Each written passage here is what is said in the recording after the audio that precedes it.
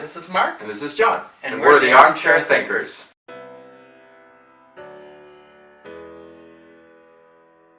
So, this last debate was a game changer in a lot of ways.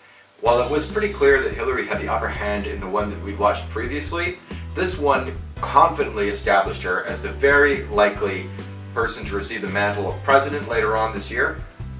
And more than that, I guess January technically, and more than that, it kind of pointed out a lot of the flaws of Donald Trump that people had known about, but hadn't really made explicit. Yes.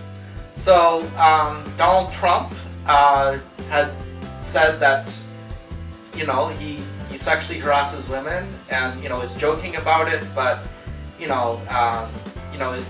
was very clear from the tapes, and it definitely came out.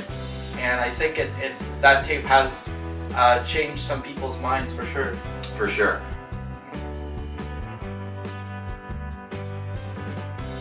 I think that it also established his tendency to downplay things, very unconvincingly I might add, rather than kind of addressing them head on.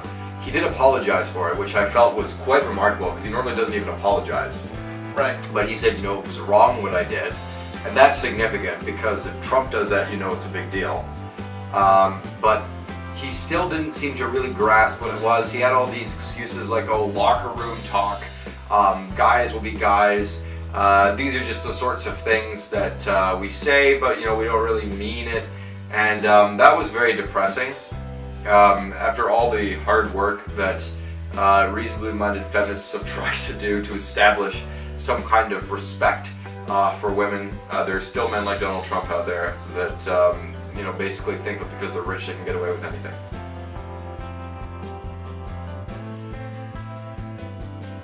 If you watch the tapes, I think it's very clear that he has sexually harassed women in the past, particularly because, right after he said all those things, he was going up to a woman and trying to get with her, right, in that manner.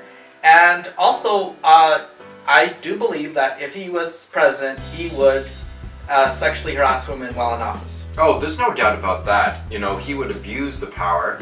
He's already shown that he's abused the financial power that he has already. And being president, he would probably think that he was above the law.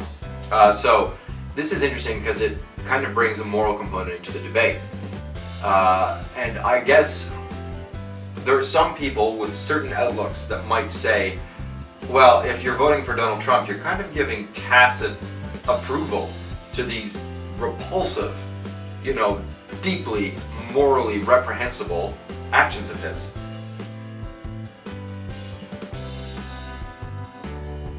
I have to disagree with that, mainly because it's a two-party system. So if you vote for Hillary Clinton, are you tacitly promoting the TPP and saying you're okay with that?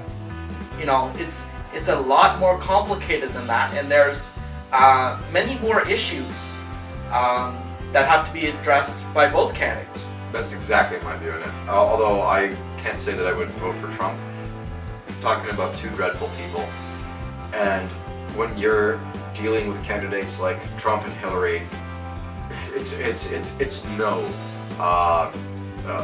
excuse. He's a terrible human being. It needs to be understood that in politics you are dealing with people who tend to be attracted to power, who tend to be corrupt, as much as we idealistically like to think otherwise. And you've got to think about more than just whether or not the candidate in question has done absolutely reprehensible things for which they should be justly punished. And Donald Trump is a miserable, wretched human being who deserves to be punished. Yes, and so is Hillary Clinton, which brings up our next topic, right? Donald Trump has said during the debates that if he was president, he would put Hillary into prison. We've stated before that our opinion is both these candidates belong in prison, and rightfully so. So the question I want to ask is, if Donald Trump is president and he puts Hillary Clinton into prison, who else goes to prison? This is exactly why he probably wouldn't get away with it. Because if he put Hillary Clinton in prison, he'd probably need to put a whole bunch of other people in prison who have been corrupt in similar ways. And it isn't like Russia, where you have all the corporations controlled by the government and absolute authority on the part of Vladimir Putin and his cronies. In the US, law is a bit more complicated. It's not just the law that's written on the books. I know that's not the case in other countries either. But you've also got the tacit agreements that different corporations have with each other and with governments. And you've got people who have a lot of money and who consider themselves above the law. It will be extremely difficult to arrest most of the people that Donald Trump would want to arrest, although probably they do deserve to be arrested, and the system needs them to be arrested in order to clean it up and to have some kind of discipline imposed again and fair practice.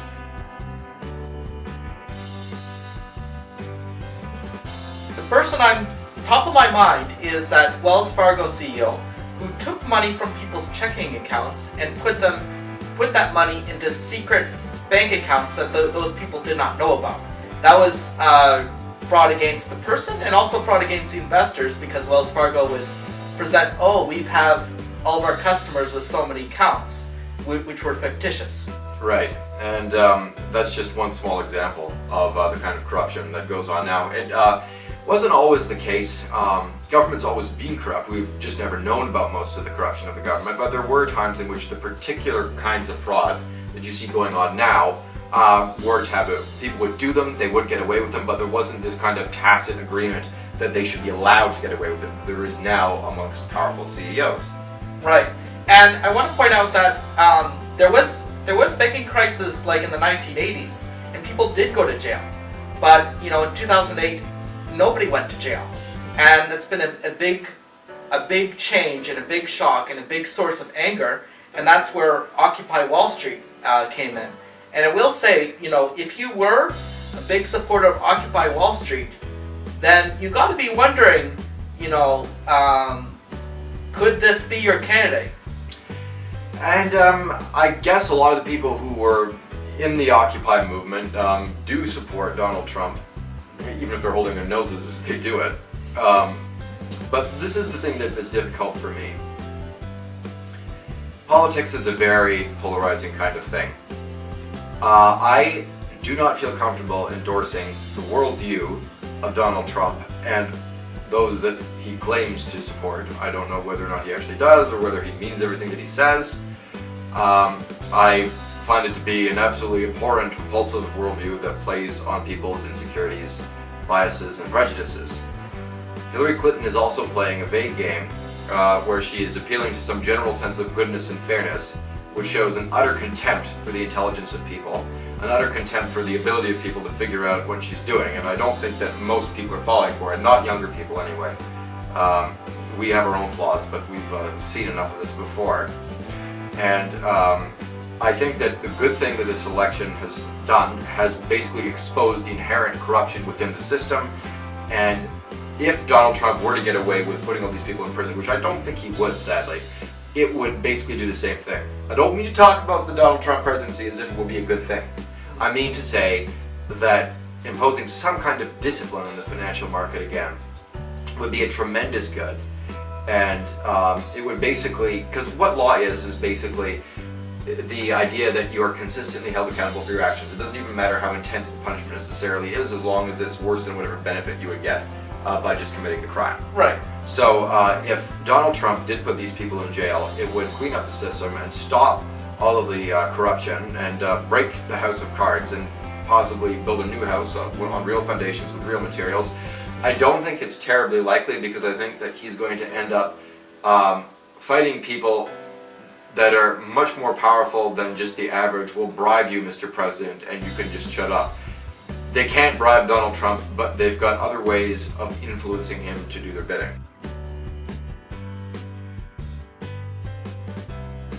I'm not saying that necessarily this would be a better form of government. It would basically take US from a corporatist system to a Russian-like system where the guy at the top has all the power, and you do well in business if you're connected with him, regardless of how you do, and you're in jail if you're not connected to him.